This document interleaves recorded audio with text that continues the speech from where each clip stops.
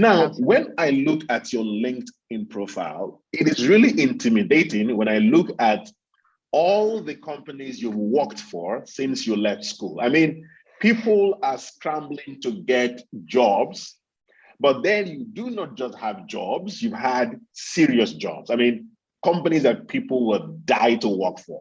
I see that you were at KPMG initially, like you mentioned already, then you moved to Oando. I think that while I'm just getting used to you working for a particular company, the next time I call, I speak with you, you said you moved. And I'm wondering, how do you do this? From Oando, you moved to which other one is that now?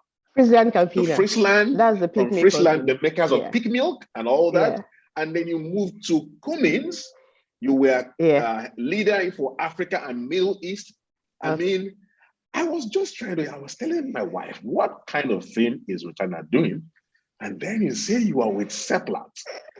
Please, could you explain to us how it is easy for you to really make these moves, get this kind of jobs, this kind of position at under 40?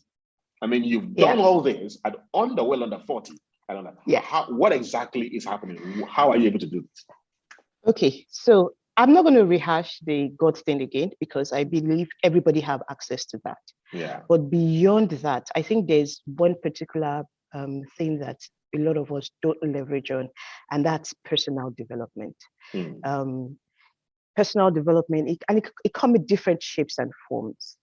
I would just speak for myself and what my journey has been and how it's kind of guided me. So when I was at KPMG, I actually thought I was going to just continue and become a partner. But again, my very inquisitive mind, I observed a trend with a good number of my clients that made me curious about what happens on the other side of consulting. And the trend that I observed was almost every time we did a project for a client, after a couple of months, they came back with additional questions. So that kind of told me that these questions don't end.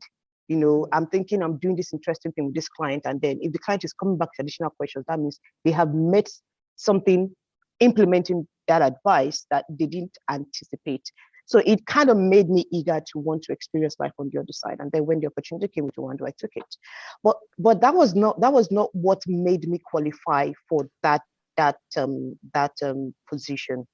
Right? What made me, in fact, that position, after KPMG, all the jobs I have gotten, somebody recommended me without even me knowing. So it was a case of they either got to me on LinkedIn or somebody said, this lady, look for her on LinkedIn, that kind of thing.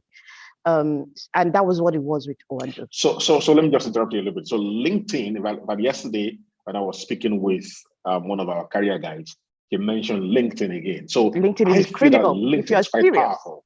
Really, very that's powerful. good. That's good. I think it's LinkedIn worthy of powerful. note that anybody who's going to build a career should pay attention to LinkedIn. Yes. Absolutely. You should have some presence on LinkedIn, and not just, and when I say presence, not just you're just commenting and talking and just doing anything you want to do. No, it should be directed, if I'll put it that way. You should have a presence. You should engage with people.